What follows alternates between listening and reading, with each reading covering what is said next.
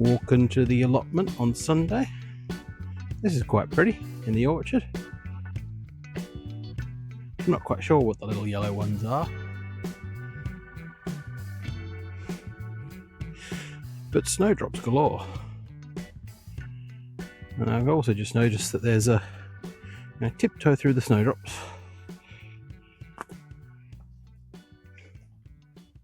We've got the labels on the trees. Bramley apple. That's cool. I don't know if every tree is labelled and identified. But yeah, as you can see, there's still apples on the ground down here from autumn into winter. But we're walking to the allotment today because the car failed its MOT, sadly. And it's a bit of a bigger and more expensive job than I can deal with at the moment. Can't afford the parts, let alone labour, and it's a little bit out of my usual DIY mechanical remit. So we're walking, and I have a sledgehammer and Cat has a spade. So we've just walked through the village carrying a sledgehammer and a spade. We chose not to walk through the cemetery with the sledgehammer and a spade because we thought that might be a little bit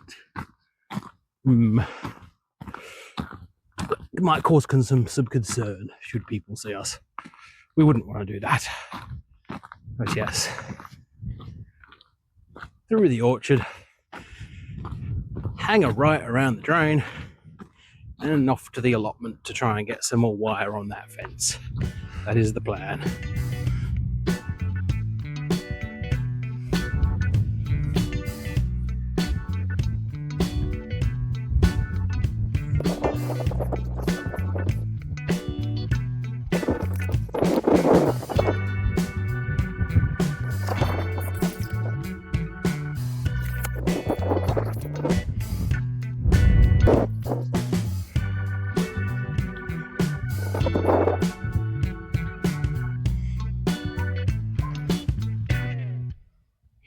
And we're here.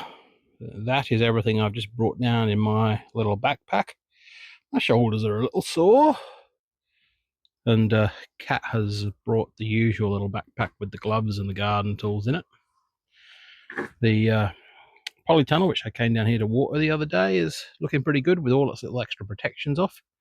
Now that we have the mesh on the door ends, hopefully the plants will be happier not with the extra layer of dingy plastic over it, and hopefully they'll grow nicely, even these ones that have been somewhat pigeoned. We shall see. Right, it is time to do a little bit more fence work. That's what we're here for. So that was the last thing we did at the fade and light last weekend with that strain wire across that box end. And then my first job today is going to be matching under the gate. Is going to be to match the strain wire down this end on this box end, and we're going to get some more dirt packed in down there as well into these holes, and then we should be good to get a full length strainer wire in.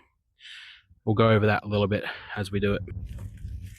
Okay, going to go through how we do this box end strainer cross wire, which will stretch from the bottom down there to the top on that side, which, as I said in the previous video, prevents the entire thing going parallelogram, skewing that way, so like that, because it will be keeping a tight strain between that point and that point, so it can't elongate. This is some wire we rescued from this plot when we took it over and started dismantling it, and this is probably all the tools I need. Saw to put a little slot for the wire to sit in, clamp to hold if necessary, and a pair of wire snips. And I'm going to need a little bit of wood as well to put the twisty doodad in. Now, twisty doodad is going to be interesting here because I just realized we have a shed in the way, but I think that's manageable. We'll find out shortly. Okay, so what we're going to do is we're going to put a little groove in here, just a bit, 10 centimeters above the ground level, You could just whack a couple of screws in or something. And this is basically just to hold that wire in place that's going to stretch across here. It was a lot easier on the last end because I had my power saw with me. This is not so easy. And it doesn't need to be. I might bang a screw in as well, but there we go.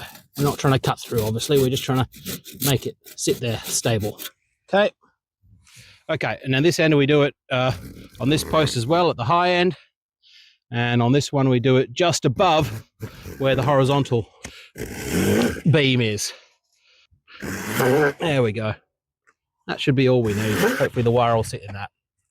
Okay, so we're going to stretch this across, and I have tie a little joining knot in it, which will be about here. I like that to be up and one end. So we try to give a bit of a square bend around this post to start with. Can't be perfect, and that's why we have a clamp here.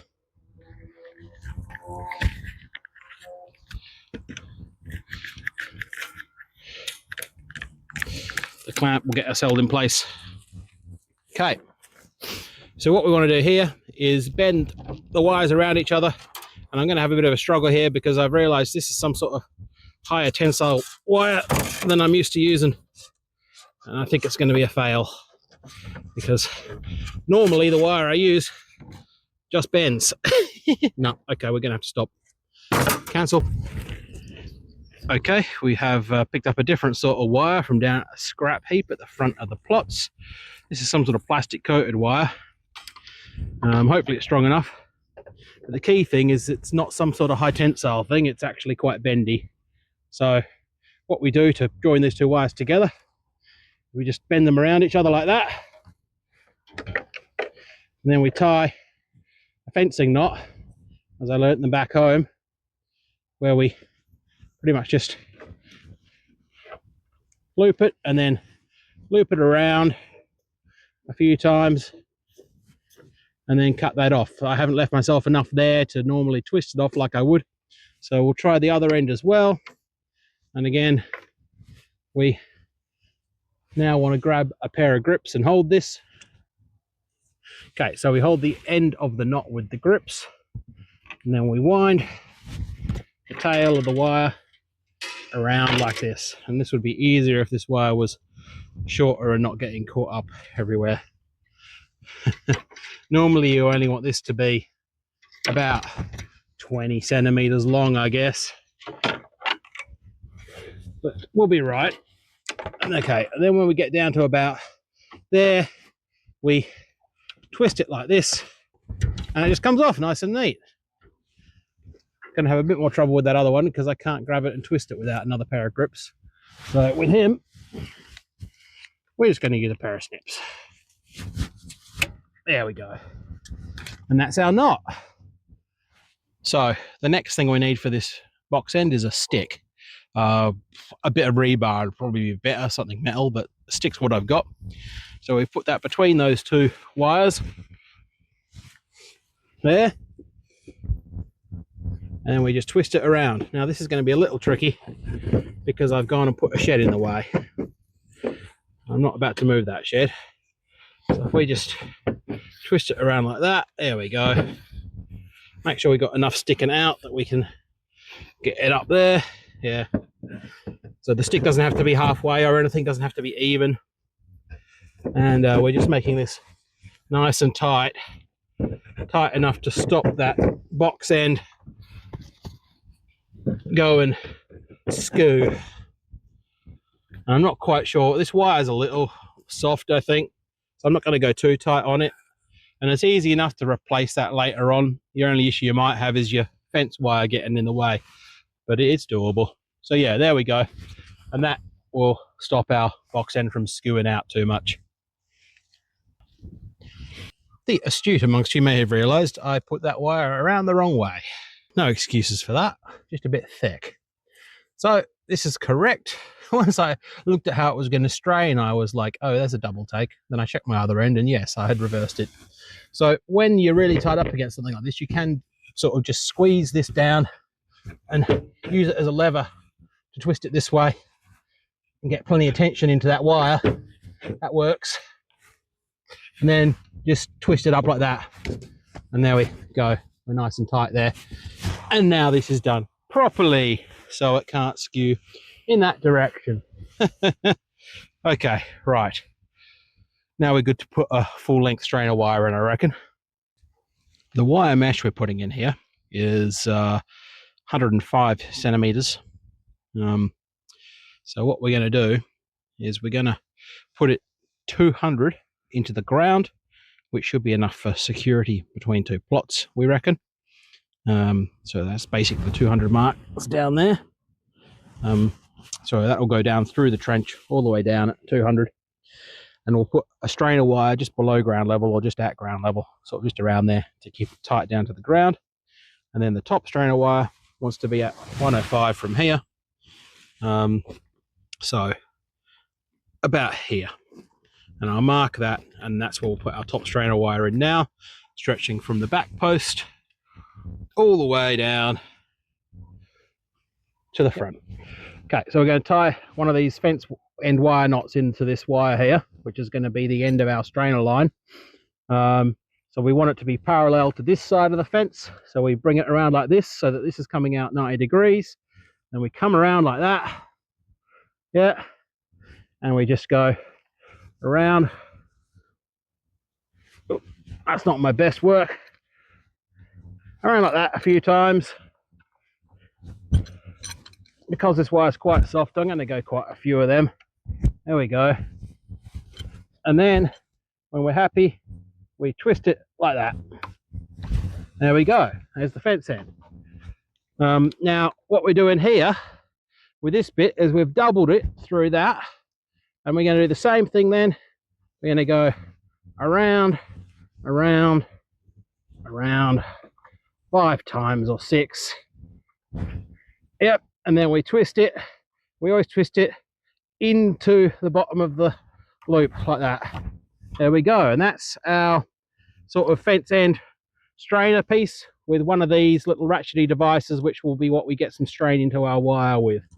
Now we get our normal fence wire like this, and we'll put that down the other end and bring it down this way and feed it through there.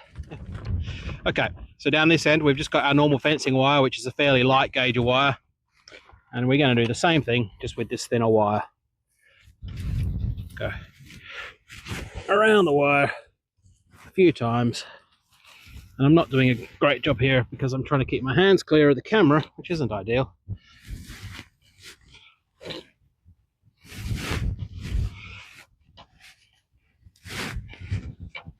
Okay, that'll do.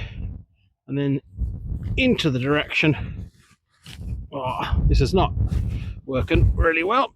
There we go, that worked. So that's our far end. So now we'll wind this wire down all the way to that strainer at the other end now.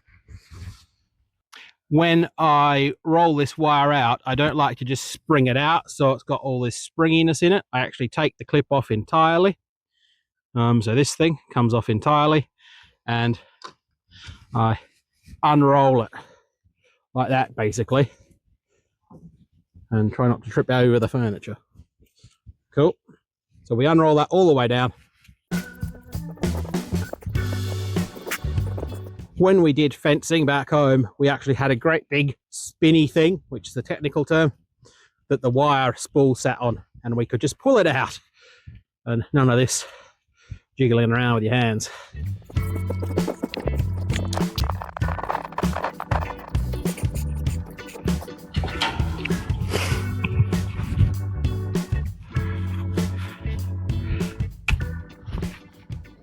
Right, so we're using one of these strainers with a little ratchet mechanism on it.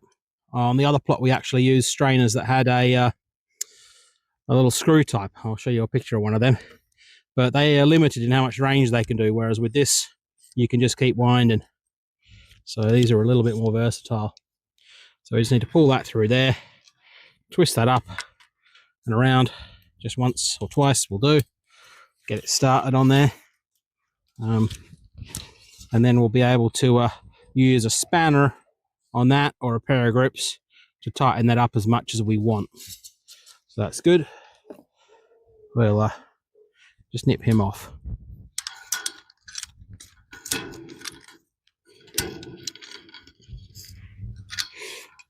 So basically we can just keep, there's the ratchet there, twisting that around, that ratchet slips in, there we go, and until we're tight enough.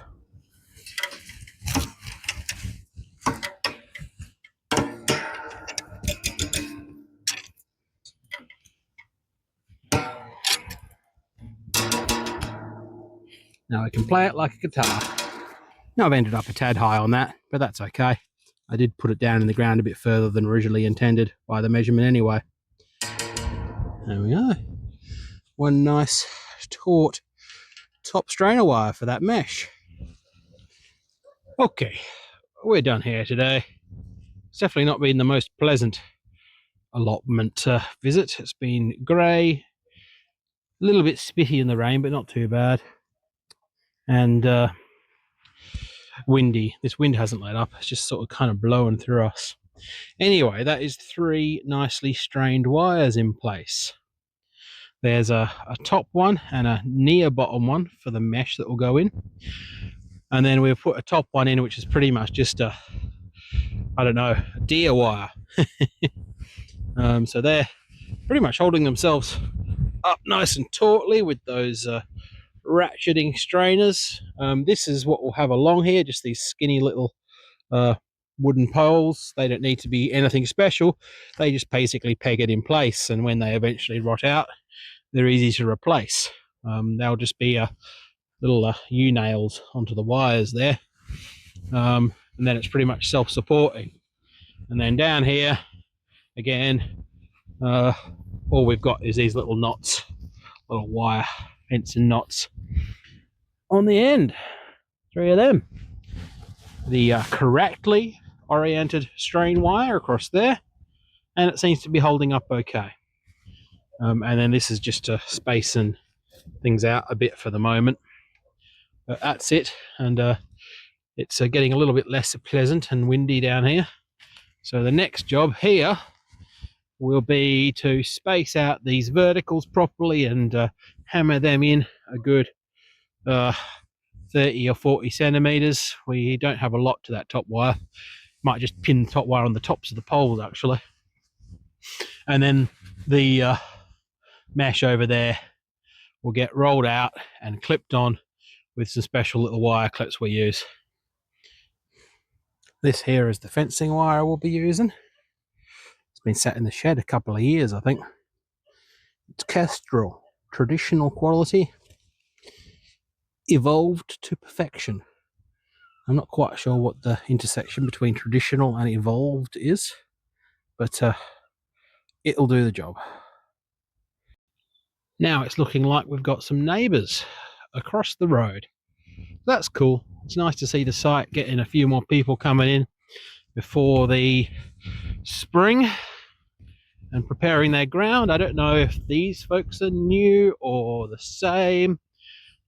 They sort of didn't do a lot on their plot before, but that's definitely some more happening there. Everyone's going for the plastic materials everywhere, of course. A lot of old plastic over there too, but it's better than neck-high weeds. And these folks right next to us here look like they've done a little bit more groundwork down there. So this is good. We don't like being surrounded by empty plots full of massive weeds. Okay. Home via the cemetery, I reckon.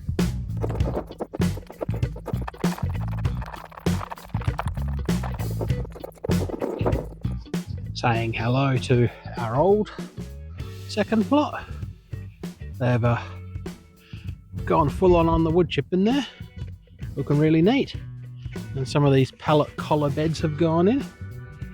They're making better use of it than we did. Well, so far. Hopefully they get some good stuff growing there.